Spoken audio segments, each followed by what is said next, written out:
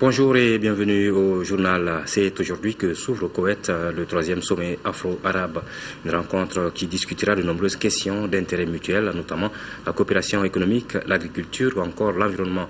Le président de la République, Ibrahim Boubacar Keïta, qui prend part à cette rencontre aux côtés de plusieurs de ses pairs d'Afrique et du monde arabe, est déjà sur place. Le compte rendu de nos envoyés spéciaux, Abdul Salam Bambara, Amadou Sankaré.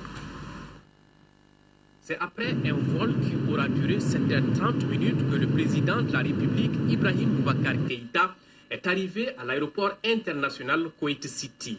À sa descente d'avion, il est accueilli par son Altesse le prince Sheikh Saaba Al-Ahmed Al-Jaber, l'émir de l'État de Koweït. La cérémonie est retransmise en direct sur la chaîne koweïtienne.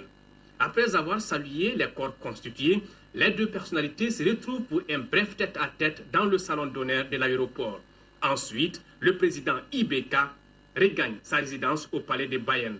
14h temps universel, ici 17h heure locale, il faisait déjà nuit. Et à quelques heures de cette rencontre, la commission d'organisation du 3e sommet afro-arabe s'active pour le dernier réglage. Et déjà, plusieurs délégations sont sur place.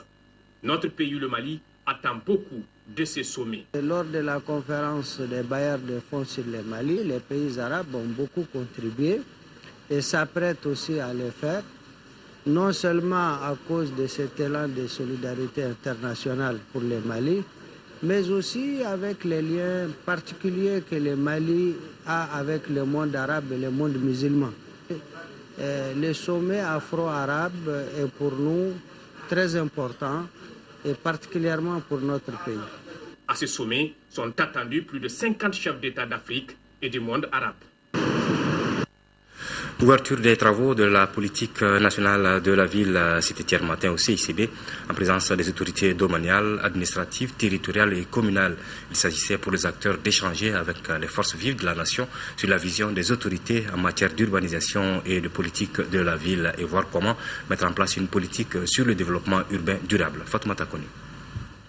L'urbanisation dans les villes pose une multitude de problèmes liés à la construction anarchique des maisons, l'assainissement de l'environnement, la multiplication de zones de non-droit, la dislocation des liens sociaux, entre autres.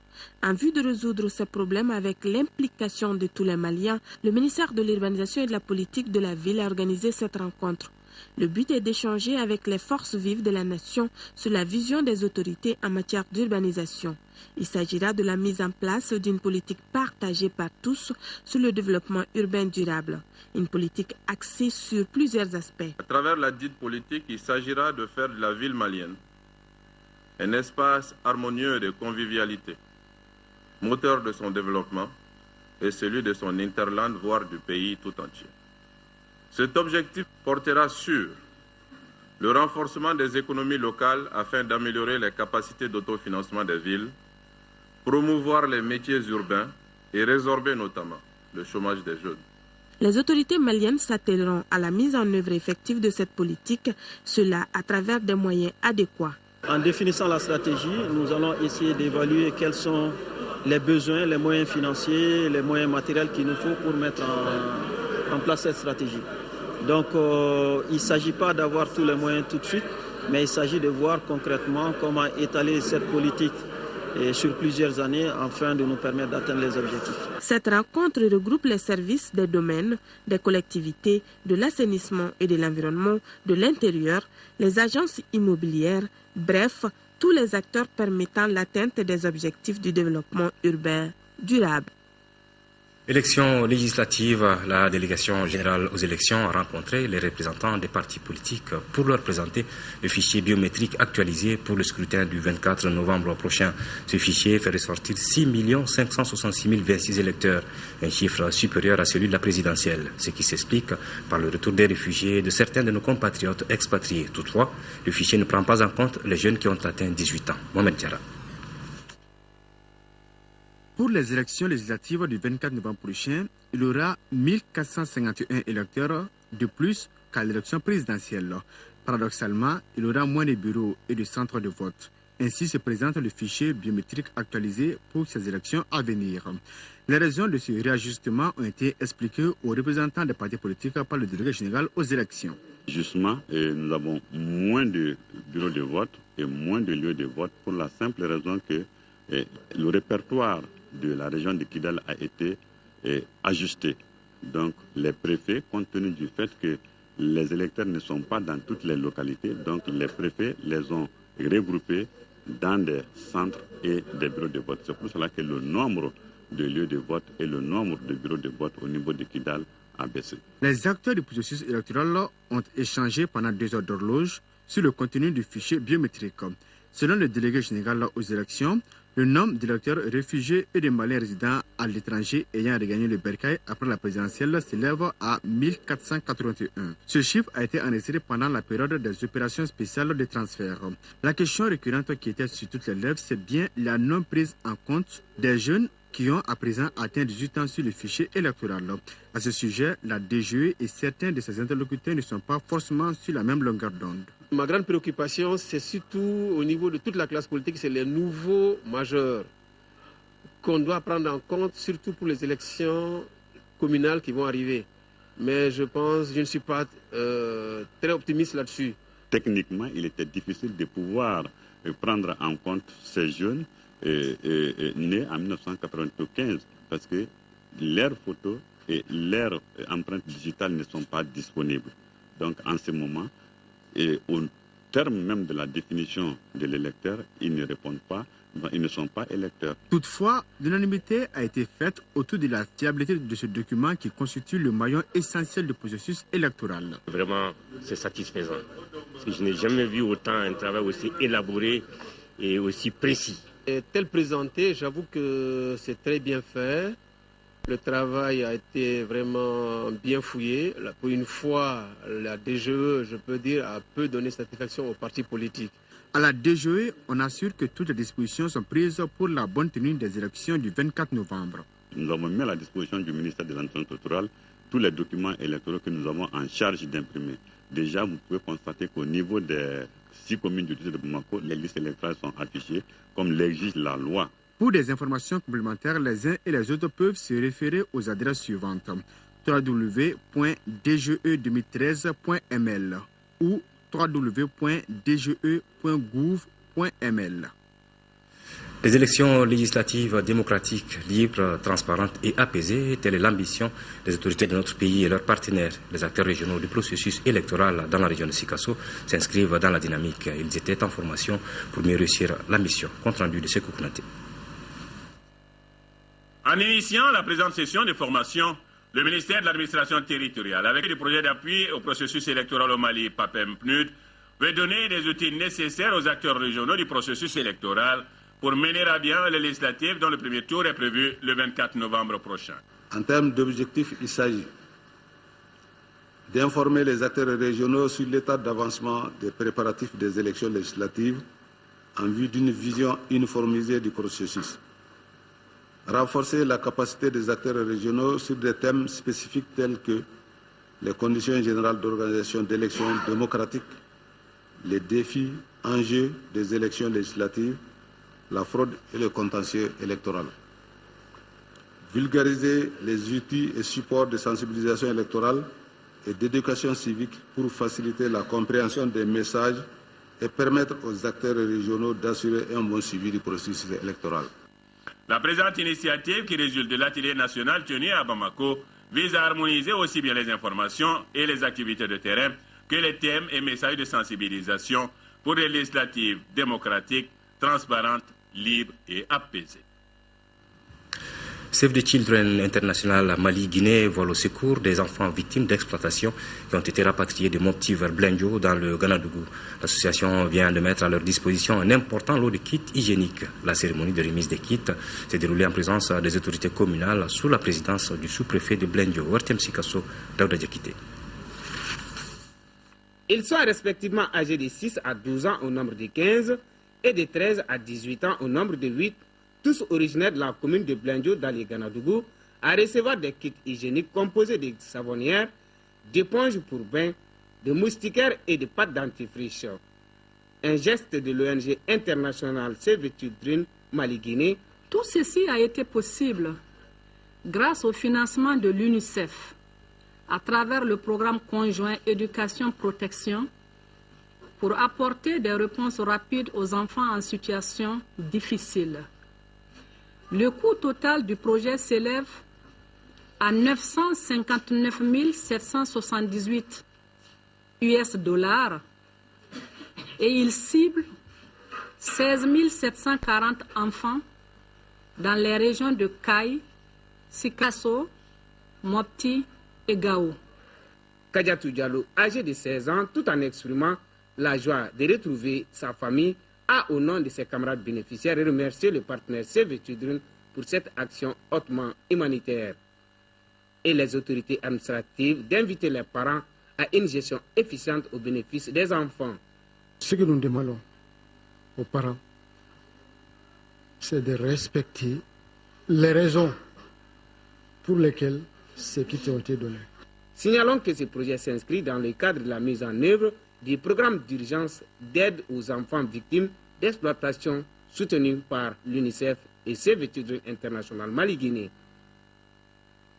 Le réseau de cercle programme Empowerment est désormais opérationnel à Massina. C'est ce qui ressort d'une rencontre organisée par l'ONG Cœur International Mali en partenariat avec l'association du Sahel d'aide à la femme et à l'enfance ASAF et l'association malienne pour la promotion du Sahel AMAPROS.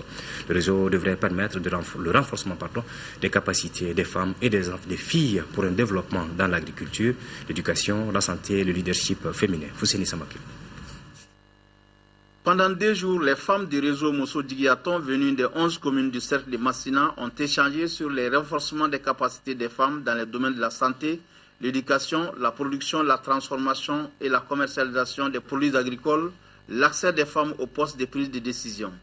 Cette rencontre est organisée par le programme Empowerment des femmes et des filles de l'ONG International Care Mali en partenariat avec l'Association du Sahel d'aide à la femme et à l'enfance ASAF et l'Association malienne pour la promotion du Sahel, AMAPROS. Ces consortiums visent à faire des femmes leurs propres actrices de développement. Ce réseau nous a permis de progresser. On a commencé à co-créer avec 160 000 francs. Aujourd'hui, nous avons 4 100 000 francs en caisse. Grâce au programme PEF, on a un centre multifonctionnel, un magasin de céréales. Grâce à la formation leadership, 5 de nos femmes sont conseillères communales. Cette rencontre a permis la mise en place d'un bureau du réseau Cercle dénommé Nieta de Massina qui devrait accompagner les femmes rurales dans la lutte pour la réduction de la pauvreté. Chez nous, il y a des femmes qui cultivent plus de 5 hectares. Il y a des maraîchères. Chaque année, ils vendent plus d'1 million d'oignons. Donc, moi, mon travail, c'est d'accompagner ces femmes-là pour que dans l'avenir, nous, femmes, on soit quand même au niveau de l'état de décision dans le cercle de Massina. Le programme Empowerment Femmes couvre les cercles de Ségou, Nyono et Massina. La direction régionale de la santé a organisé une journée d'information et de sensibilisation sur le lavage des mains au savon. Cette activité qui se tient au gouvernorat du district de Bamako a pour objectif de sensibiliser les professionnels de la restauration collective et les membres des associations féminines sur le lavage des mains au savon afin de sauver des millions de vies. Reportage de Inaba. Le lavage des mains au savon est un geste facile et moins coûteux. Cette journée de sensibilisation constitue une suite des efforts du gouvernement et de ses partenaires à promouvoir les pratiques d'hygiène essentielles afin de réduire considérablement l'incidence des maladies diarrhéiques. Une telle journée à l'endroit des professionnels de la restauration et des associations féminines s'explique par le fait que les clients constituent une cible potentielle. L'objectif général, c'est d'aboutir à l'amélioration de l'hygiène de restauration parce que lors de nos missions d'inspection dans ces établissements de restauration, seulement 35% de ces établissements respectaient les normes d'hygiène en 2012. On ne peut pas parler de santé sans bonne hygiène alimentaire. Les clients aussi doivent exiger les normes. Parmi les facteurs de risque de diarrhée, on cite les mauvaises pratiques d'hygiène au moment critique, à savoir au sortir des toilettes, le nettoyage anal du bébé avant de manger ou de donner à manger. Le lavage des mains au savon pourrait réduire l'incidence de la maladie de 47% et sauver au moins 1 million de vies dans le monde. Prévenir vaut mieux que guérir. En ciblant les professionnels de la restauration et certaines associations féminines, la direction régionale de la santé du district de Bamako a ciblé la population générale. Parce que nous savons que presque toute la population générale utilise ces restaurants pour s'alimenter. La cérémonie a pris fin par une séance de démonstration du lavage des mains par les officiels et la remise des kits de lavage aux différents participants. La chronique santé du jour nous amène vers la rééducation et la réadaptation. Rééduquer après un accident ou une paralysie, mais aussi une assistance pour gérer les conséquences du surpoids sur les articulations. Mais intéressons-nous à l'histoire de cet enfant qui, grâce à la rééducation a pu remarcher. Il aura fallu au corps soignant et aux parents de la patiente pour supporter 5 séances par semaine pendant près de 2 ans. Focus Santé, une réalisation de Tessira Emmanuel Dambélé.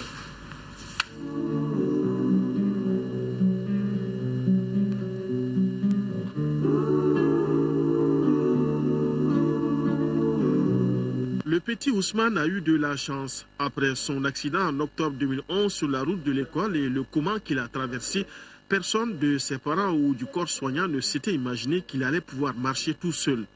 Du statut de totalement paralysé, voici comment il marche aujourd'hui.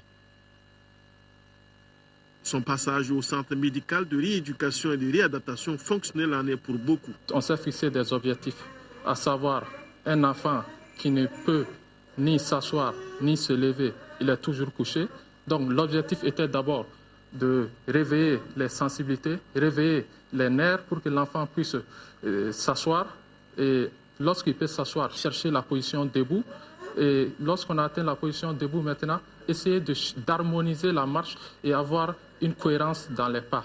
Stimulation et renforcement des nerfs, verticalisation et apprentissage de la marche, tout s'est fait étape par étape grâce aussi à la patience des parents qui se rendent ici 5 fois par semaine pour des séances de rééducation. Quand nous sommes venus ici, le corps soignant nous a demandé de nous calmer. Il nous a demandé de faire des séances de kiné 5 fois par semaine, du lundi au vendredi, pour que la situation s'améliore. Nous avons commencé avec la kiné. Après, il a commencé à s'asseoir, à ramper. Aujourd'hui, il marche tout seul, mais n'a pas retrouvé l'usage de la parole. Il ne pouvait rien faire de lui-même. Pour le faire asseoir ou debout, on était obligé de l'attacher à la chaise. Déjà, on travaille sur l'harmonisation des pas du petit. Mais la rééducation, même les personnes âgées peuvent en avoir besoin. En plus de ceux qui sortent des accidents, ceux qui ont vécu avec un surpoids courent ce risque. Selon l'Organisation mondiale de la santé, en cas d'obésité, toutes les articulations en souffrent et certaines particulièrement. Ce qui fait que l'arthrose du genou est 3 fois plus fréquente chez la personne obèse. Ça va user progressivement les cartilages. Donc au départ, on vous donnera des comprimés, ça passera. Et puis après, ces comprimés qui étaient efficaces seront de moins en moins efficaces. Il faudra passer à des traitements un peu plus forts. Quand vous aurez atteint les traitements un peu plus forts dans les comprimés, arrivera un moment où vous serez même obligé de donner de la morphine à ces patients, mais ils ne seront pas soulagés. Et après là, autre possibilité, on va arriver aux infiltrations. Mais les infiltrations ne pourront pas se faire à tout bout de champ. Certains devront être patients et se rééduquer pendant longtemps. Le choix reste facile, prendre des précautions pour ne pas tomber dans l'obésité ou perdre du poids. C'est là que veut aussi intervenir le centre médical de rééducation et de réadaptation fonctionnelle avec un programme spécial. On va faire une prise en charge par rapport à cette perte de poids qui sera accompagnée non seulement d'un régime diététique, d'un suivi médical, d'une prise en charge en kinésithérapie, d'une prise en charge en cardio-training, donc en sport. Et le tout fera qu'on fera sur plusieurs mois. Parce que perdre du poids brutalement, c'est très dangereux. Il y a l'effet yo-yo. Donc vous perdez un certain nombre de kilos et vous en gagnez beaucoup plus. Et là, ça décourage facilement la personne. Des conseils, mais aussi du cardio-training qui joue sur le système cardiovasculaire. Le cardio-training, c'est juste un programme destiné à renforcer le système cardiovasculaire. Donc ce n'est pas forcément pour les malades. C'est pour les patients et les non-patients. C'est des exercices aérobiques avec beaucoup de mouvements, des mouvements enchaînés. Pour, par exemple, quelqu'un qui est malade, qui a perdu la motricité au niveau de ses membres, par exemple, et après la rééducation, on peut faire des exercices. On peut aussi faire des exercices de renforcement du système cardiovasculaire, parce que le tout va ensemble.